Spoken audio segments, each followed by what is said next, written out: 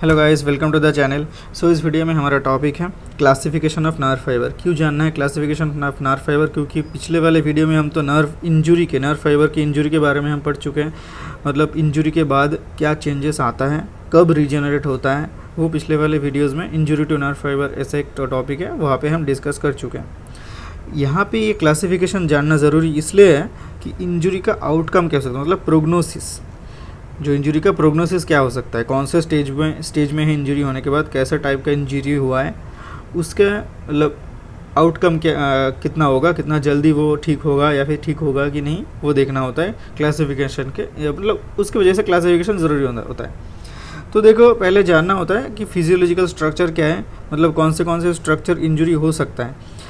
हम जानते हैं कि ये जो नर्व मतलब जो न्यूरॉन है, न्यूरॉन मतलब उसमें क्या क्या स्ट्रक्चर रहता है। मेनली एक सेल बॉडी रहता है, उसके बाद एक्सॉन आता है, उसके बाद वो जा कर के एक साइनेप्स फॉर्म करता है। लेकिन एक्सॉन जो पार्ट है, ये सबसे मतलब ग्रेटेस्ट पार्ट होता है, सबसे लॉन्गेस्ट कोर्स होता है एक नर्व फाइबर का। तो इसलिए ज़्यादा प्रोबेबिलिटी है एक्सॉन में ही इंजरी हो। तो मान लेते हैं यहाँ पे एक्सॉन में इंजरी हुआ है, और इसका अगर क्रॉस सेक्शन लेते हैं तो कुछ लेयर्स इसमें दिखते हैं, मल्टीपल लेयर से ये कवर्ड अप रहता है, वही देखना है। देखो, एक सबसे पहला जो लेयर होता है एक सिंगल एक्सॉन का ऊपर रहता है, वो होता है एंडोन्यूरियम।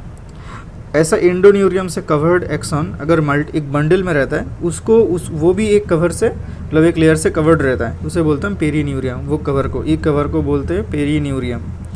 ऐसे पेरीन्यूरियम से कवर्ड मल्टीपल ऐसे बंडल को और एक लेयर से कवर्ड अप होने के बाद जो स्ट्रक्चर फॉर्म होता है, वही एक्चुअल नर्व फाइबर है, वो होता है। और वो जो कवर है उसको बोलते हैं हम एपीन्यूरियम। तो एंडोन्यूरियम, उसके बाद वो कवर अप होता है पेरीन्यूरियम से, उसके बाद एपीन्यूरियम। 3 स्ट्रक्चर देखा जाता है हमारा नर्व फाइबर में। अच्छा, एक्सॉन मतलब सबसे पहले एक्सॉन, उसके बाद एंडोन्यूरियम, उसके बाद पेरीन्यूरियम, उसके बाद एपीन्यूरियम। तो ये 4 टाइप के पार्ट हमारे नर्व इंजरी में, मतलब injury to the nerve fibre होगा। तो ये 4 में से कोई एक या फिर सारे के, मतलब ये 4 टाइप मतलब अफेक्ट हो सकता है, 4 स्ट्रक्चर, इससे ज़्यादा नहीं। अच्छा, तो ये क्लासिफिकेशन जो है ये मेनली 2 टाइप के हो सकते हैं। एक तो सेडॉन्स क्लासिफिकेशन है, सेडॉन्स क्लासिफिकेशन, और संदरलैंड क्लासिफिकेशन है। 2 टाइप का नर्व फाइबर इंजरी का क्लासिफिकेशन है। सेडॉन्स क्लासिफिकेशन जो है, यहाँ पे 3 टाइप आता है। एक होता है न्यूरोप्रैक्सिया, दूसरा होता है एक्सोनोटमेसिस, तीसरा होता है न्यूरोटमेसिस। मतलब क्या है न्यूरोप्रैक्सिया? इसमें क्या होता है, सिर्फ कंप्रेशन होता है, नर्व फाइबर में कोई पार्ट डिसइंटीग्रेट नहीं होता है, एक्सोन का कोई डिसइंटीग्रेशन नहीं होता है। वो सिर्फ कंप्रेशन की वजह से मतलब कोई हमारे आर्म के ऊपर कोई अगर कोई प्रेशर दे करके, अगर गलती से मान लो कोई प्रेशर दे करके लॉन्ग टाइम से रहा, मतलब कोई नर्व का कोर्स के ऊपर अगर वो प्रेशर दे के रहा है, तो वहाँ पे क्या होगा, physiological prolongation of nerve conduction velocity होगा, नर्व कंडक्शन वेलोसिटी प्रोलॉन्ग्ड हो जाएगा। उस स्टेट को बोलते हैं न्यूरोप्रैक्सिया। कोई भी पार्ट डिसइंटीग्रेट नहीं होता है। एक्सोनोटमेसिस आता है दूसरा, वो उसमें क्या होता है, एक्सोनल इंजरी, सिर्फ एक्सोन वाला पार्ट, मतलब सबसे अंदर वाला पार्ट जो है, मतलब यहाँ पे सिर्फ ये एक्सोन वाला पार्ट अंदर का वही इंज्योर्ड होता है, वो डिसइंटीग्रेट होता है, एक्सोनल इंजरी। ठीक है, एक्सोनोटमेसिस। और ये न्यूरोप्रैक्सिया जो है, इसका क्योंकि कोई पार्ट डिसइंटीग्रेट नहीं हो रहा है, सिर्फ फिजियोलॉजिकल प्रोलॉन्गेशन होता है नर्व कंडक्शन वेलोसिटी का, इसलिए इसका प्रोग्नोसिस कैसा होगा, प्रोग्नोसिस बेस्ट होगा। यहाँ पे बेस्ट प्रोग्नोसिस होता है यहाँ। एक्सोनोटमेसिस इंटरमीडिएट प्रोग्नोसिस, इंटरमीडिएट। और तीसरा जो है न्यूरोटमेसिस, मतलब complete transaction of nerve fibre. पूरा जो नर्व फाइबर है बीच में से कट के हाफ 2 टुकड़ों में बांट जाएगा। ये जो है, ये जो नर्व फाइबर है, कट ऐसा हुआ, इंजरी ऐसा हुआ कि 2 पार्ट अलग हो गया। मतलब सारे के सारे लेयर इन्वॉल्व हो गए यहाँ पे, जितने भी सारे लेयर है हमारा ये जो एंडोन्यूरियम, एपिन्यूरियम, पेरीन्यूरियम, जो जितना भी है, सारे के सारे लेयर डिसइंटीग्रेट होने के बाद ये 2 न्यूरॉन कट इनटू 2 हाफ्स, ऐसा होता है। तो न्यूरोटमेसिस।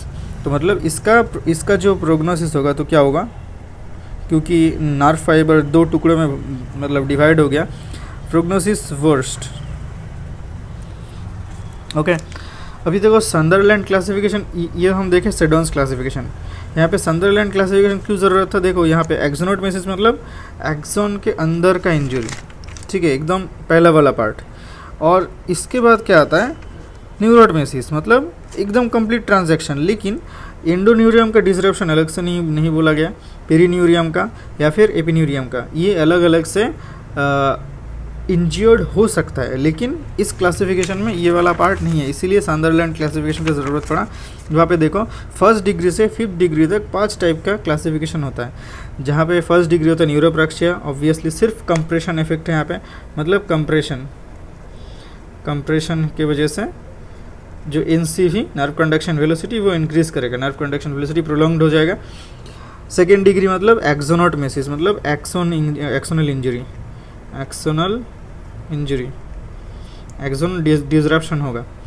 ये इससे थोड़ा पुअर प्रोग्नोसिस, बेस्ट प्रोग्नोसिस ये वाला है, इससे थोड़ा पुअर प्रोग्नोसिस एक्सोनोटमेसिस होगा। 3rd डिग्री में क्या आता है, एक्सोन के बाद का इमीडिएट लेयर कितना होता है, वो हम पहले बोले थे कि इंजरी नर्व में अंदर से बाहर की तरफ होता है, हमेशा याद रखना है। नर्व फाइबर का जो इंजरी होता है वो हमेशा अंदर से बाहर की तरफ होता है, मतलब सबसे अंदर वाला पार्ट होता है एक्सोन, उसके बाद आता है क्या, एंडोन्यूरियम, उसके बाद आएगा पेरीन्यूरियम डिसरप्शन, उसके बाद आएगा एपिन्यूरियम डिसरप्शन। वही लिखा है देखो यहाँ पे, किधर गया, एक्सोना। ये जो एक्सोन प्लस एंडोन्यूरियम डिसरप्शन होगा 3rd डिग्री में। 4th डिग्री में इसके साथ और एक लेयर ऐड होगा, मतलब पेरीन्यूरियम डिसरप्शन होगा। 5th डिग्री में और एक लेयर, मतलब एकदम जो आउटर मोस्ट लेयर कौन सा होता है, epineurium, axon plus endoneurium plus perineurium plus epineurium, सारे के सारे लेयर अगर डिसरप्ट हो जाते हैं, मतलब ये क्या है, यही है कंप्लीट ट्रांजैक्शन। ओके, तो complete transaction of nerve fibre मतलब nerve fibre cut into two halves. तो यहाँ पे सबसे पुअर प्रोग्नोसिस होगा, सबसे बेस्ट प्रोग्नोसिस न्यूरोप्रैक्सिया, उससे थोड़ा कम, थोड़ा पुअर एक्सोनोटमेसिस, उसके थोड़ा मतलब पुअर ये वाला 3rd डिग्री वाला, उसके बाद 4th डिग्री वाला, एकदम 5th डिग्री सबसे वर्स्ट प्रोग्नोसिस है। तो ये है इसका नर्व फाइबर का क्लासिफिकेशन का थोड़ा छोटा सा एक टॉपिक। तो इस वीडियो में इतना ही था, मिलते हैं नेक्स्ट वीडियो में, टिल देन गुड बाय।